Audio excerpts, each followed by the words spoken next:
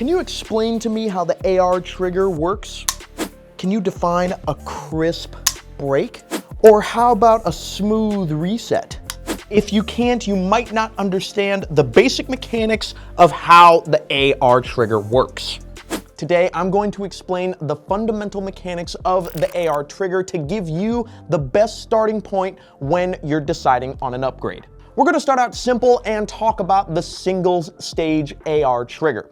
The single stage AR-15 trigger assembly consists of the trigger itself and the trigger spring.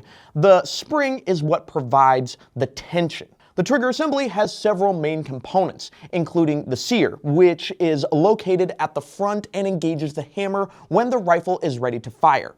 The trigger bow, which is the primary body of the trigger, the part that you put your finger on. The trigger pinhole housing, which also serves to secure the trigger spring. The disconnector recess, a shaped area designed to accommodate the disconnector and its spring. And finally, the rear flat surface, which interacts with the safety selector. Then you have the trigger spring.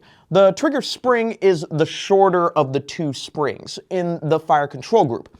For the correct installation, the tab and the legs must face forward and be positioned underneath the trigger itself. The disconnector and its spring are the next components. The disconnector features a hole that lines up with the trigger pinhole and a small spring that rests in the rear cutout. The hook on the top is designed to catch the hammer when the rifle cycles and release it when the trigger is pulled for firing. The hammer, along with its spring, acts as a pivotal force.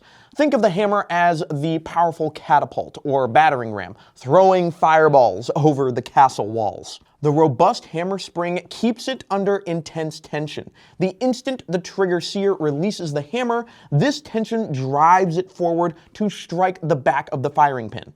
The hammer is held in this ready state by the trigger sear, locking into the specific notch.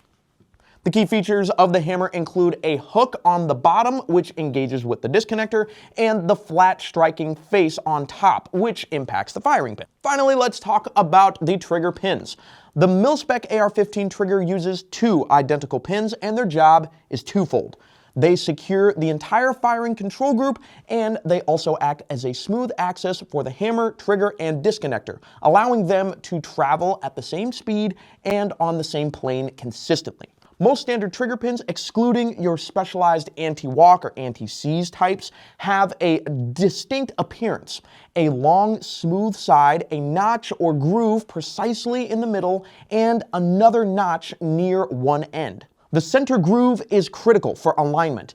A small J-hook inside the hammer actually rides on this very groove. The second groove near the end serves as a resting point for the hammer spring, which is visible from above once the pin is installed. All right, that's the parts of the trigger. Now let's talk about how the trigger works. And I'm gonna use this clear lower receiver, a trigger tester, and a couple of handy-dandy infographics that I found. Here's the process. When you pull the trigger, the sear begins to disengage from the hammer. This movement along the sear is what you might feel. We call this grit, or more commonly creep, because the function along the surface is very noticeable if the sear and hammer are not smooth or polished, as they are in more high-end triggers. We'll get into how smooth feel is achieved a bit later on in the video, so stick around.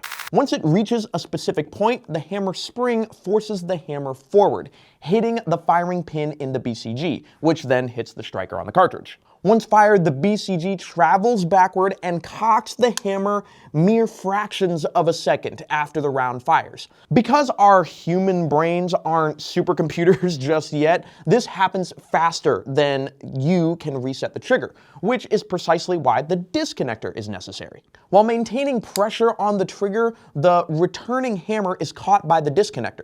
The disconnector spring allows for the slight movement needed for the disconnector to engage and hold the hammer in place. As your slower human brain consciously begins to release the trigger, the disconnector slides off the hammer. Simultaneously, the trigger sear rises to capture the hammer.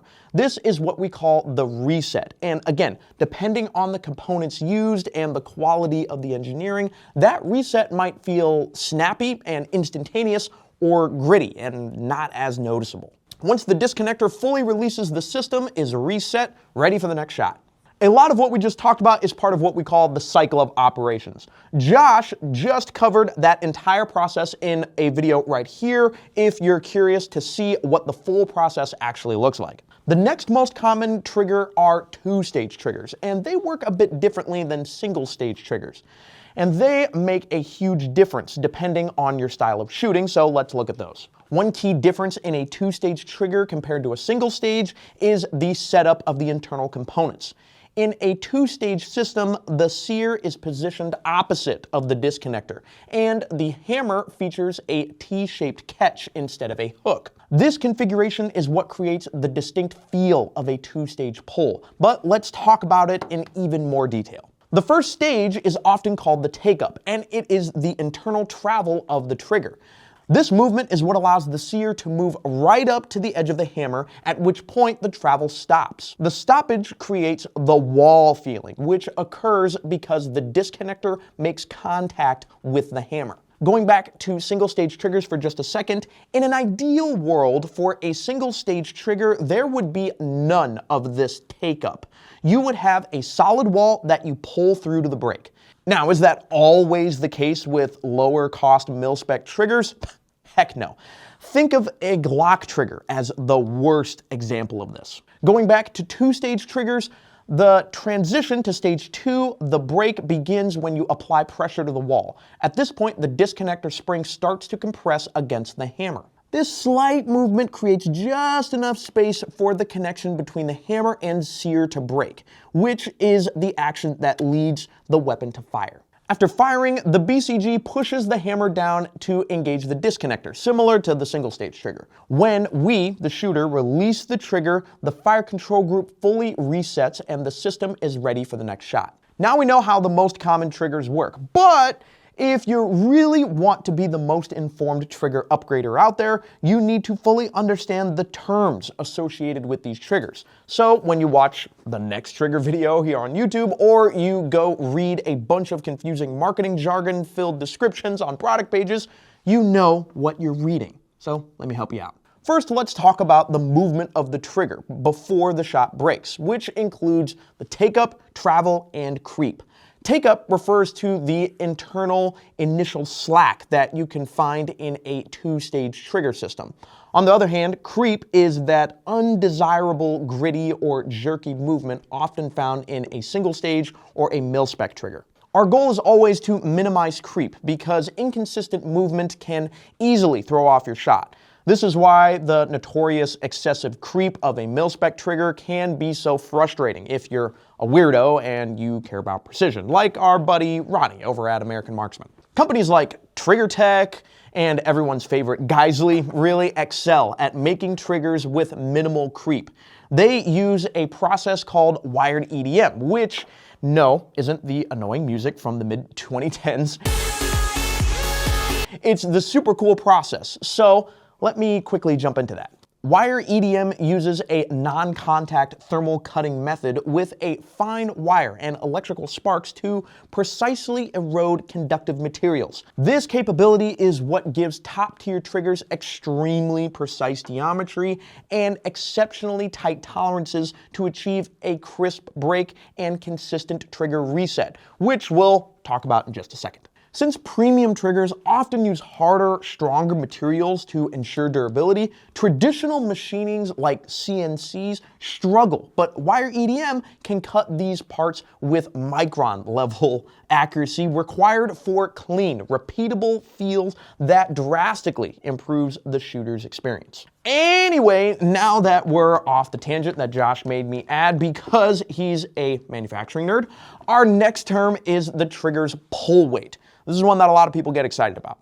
This ranges dramatically from hair triggers as light as 1.5 pounds, like the Ballistic Engineering adjustable triggers, all the way up to heavy 9-pound trigger pulls. It's a balance. A heavier pull means a more deliberate shot, but you run the risk of inadvertently pulling your shot off target. A lighter pull offers better accuracy since you're applying as little input to the gun as possible, but it's not what I would recommend for something like a defense weapon where you want to be as deliberate as possible when you pull that trigger. For most AR-15 enthusiasts looking for an upgrade, the goal is usually to drop from that military spec 6 to 8 pounds down to a sweet spot of about 3.5 to 5 pounds. If you opt for a 2-stage trigger, remember, the total weight is split. For example, a 4-pound 2-stage trigger might have 2.5 pounds for the first stage and a 1.5 pound for the second stage. Let's move on to trigger, brake, and overtravel. When we talk about the brake, you want it to be as crisp and clean as possible. Think of an icicle snapping rather than a soft, mushy brake that feels more like bending a carrot. A mushy brake can cause you to anticipate the shot and throw off your aim, so a crisp brake is top priority. Overtravel is simply any movement of the trigger after the shot has broken. The goal here is to have as little overtravel as possible. Standard mil-spec triggers are usually the biggest offenders here. Again, reducing overtravel significantly improves your consistency because when you get the feel of how far your finger can move back and forth to get a proper reset through dry fire and reps, you can train that over and over again until it becomes muscle memory, improving your consistency. The final critical stage is the trigger reset. This is the forward motion of the trigger, where the sear re-engages and catches the hammer, making the weapon ready to fire the next shot. The goal here is a very short, highly tactile, and audible snap of the reset. This short, positive reset is what prompts the next immediate follow-up shot, directly contributing to incremental speed. In contrast, the mil-spec triggers are notorious for having a long, sluggish reset, which slows down firing cadence. Let me show you what I mean. Here is a $30-ish mil-spec trigger versus a $200-ish CMC trigger. Just listen to the difference. I tend to think of it like this, but let me know in the comments if I'm wrong. The brake is super important if accuracy is your top priority, but the reset is more important if you care about fast follow-up shots. What we just went over was how both mil-spec style triggers work and how they feel in all their terms, but when it comes to fire control groups, there are essentially two main choices: the mil-spec style trigger and the cassette or drop-in style triggers. The mil-spec trigger comes as separate parts like what we've been talking about, and they're typically going to be a bit cheaper, often starting at around 35 bucks or so. But getting a high-end smooth trigger might require a little extra cash from the top dogs. It does allow for customization with upgraded springs if you don't want an entirely new trigger system right off the bat. You can upgrade slowly over time. On the other hand, the drop-in or cassette style are pre-assembled, making installation easy. You just drop it in and pin it. It's a set it and forget it option since all the parameters like pull weight, creep, reset are preset, though it typically comes at a higher cost because of higher end engineering. A lot of these drop-in triggers are going to have some special features too, like adjustable trigger pull weights, like Timney or Ballistic Engineering or Trigger Tech, which gives you the ability to change the weight of the trigger pull. My precision shooting friends love these types of triggers, and so do my builder friends who don't like spending a bunch of time installing triggers. Some have different trigger bows that you can swap out to get the feel that you want, and some even have trigger springs that are built into them, like the new Rise RA535, which has spring-loaded pins that automatically snap into place. All of these features are going to depend on you and what you're looking for, but none of them change the fundamentals of how the trigger works, other than keeping the entire package enclosed in a self-contained unit. Honestly, in my time of researching, what I found is that each company making these triggers has a proprietary way of designing them that is really unique to each trigger. So to keep this video from being an hour long, I tell you what, let me know in the comments what your favorite drop-in triggers are, and I'll do some digging and even talk to a few of my manufacturing friends at those companies to put together a video breaking each one of those down. I'd love to do that. So is that $300 Geisley really going to make you a better shooter than the $90 LaRue? The short answer is no. The best trigger is the one which you can train with consistently. Dry fire, practice, and regular range time are the only true ways to improve your skills, not dumping a whole bunch of cash on a trigger that you only fire once or twice a year. My advice is to buy a quality mid-tier trigger first and spend the rest of the money on ammo. Once you've developed a preference and identified what you really need, then you can consider upgrading for a higher end 5% performance gain. You can't really buy talent with a firearm from just a simple upgrade, guys. We've dropped some brands for you to consider throughout this, and I want to give you guys a solid list if you're considering upgrading to a new trigger. If you want that list, you can go to this video right here with my top 5 triggers. I did leave out one that a lot of you trigger snobs will notice. Let me know which one that is in the comments of that video, like a lot of you already have. But for the rest of you, go check it out. Welcome to AR Triggers. Welcome back. I'm CJ, your trigger host. Be triggered. Ready for the next shot. I'm gonna redo that. That was too corny. Would you shut up, phone? Oh no, it's my space group chat. I'm in a Discord group with a bunch of buddies from space camp.